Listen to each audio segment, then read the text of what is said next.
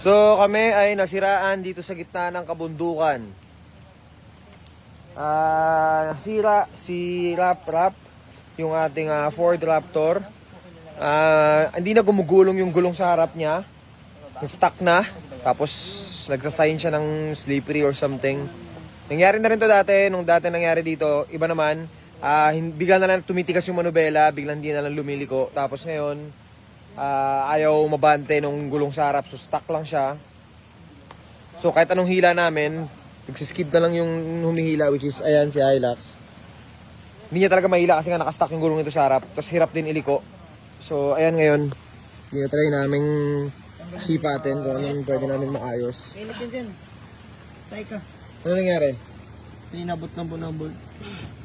Init. Dapat yung payat na kamay, ako magdukot. Ako hindi. Init. Hindi na nakadikit yung battery, baka nakadikit pa rin. Nakadikit. Sapinan nyo. Gaganyan yan. Para hindi dumikit, para ma-reset siya kung sakali man. Naglagay na kami ng Max Trax para lang makaahon. So, yes. Pero sa kabila naman ng lahat, ito yung view.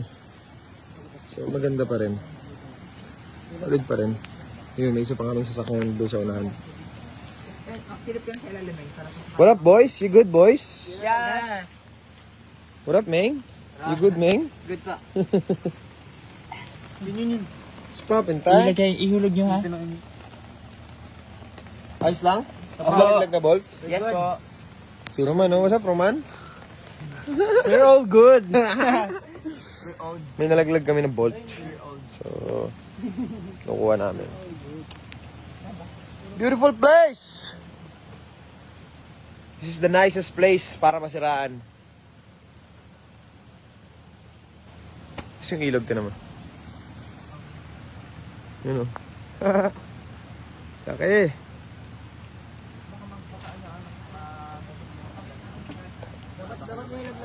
Kulay brown yung ilog ngayon. Kulay brown talaga. Lahat ng ilog. Pati pinanggalingan namin brown. Pero maayos din namin to. So, ang layo pa kasi namin sa highway. Sobrang layo pa. Puro ganito pa yung daan. Ayun o, puro ganyan. Ayun yung sasakyan natin. So, ayun, nabit natin. Hila. Alright, so, yun lang, binagi ko lang sa inyo.